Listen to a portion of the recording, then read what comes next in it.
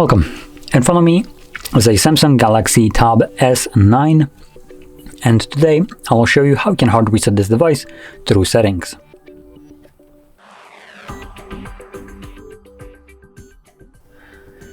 So to get started, we're gonna open up our settings, and from here we're gonna navigate all the way down to General Management and scroll down again and select Reset.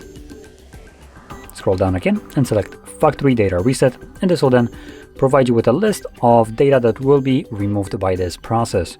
Now, the ones that are more important, arguably, are things like music, photos, and user data.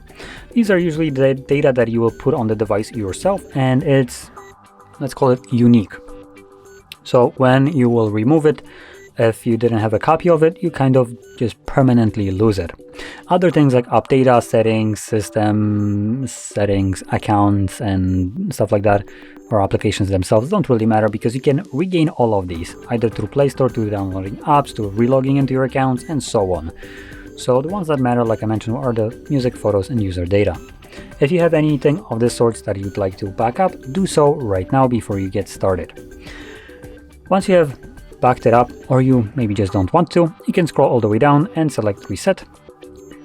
If you have a Google or Samsung account, I believe actually Samsung account logged in, and a screen lock, number one, you will need to confirm a screen lock and then the Samsung account, because why would you need to confirm only one when you need to do both of them for some idiotic reason?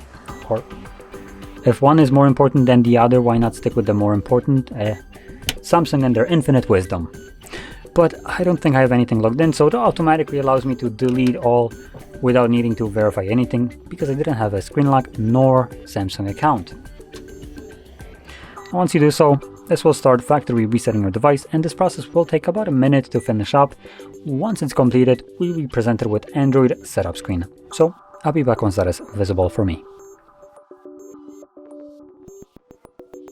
And as you can see, the process is now finished and you can set up your device however you like. So if you found this video helpful, don't forget to hit like, subscribe, and thanks for watching.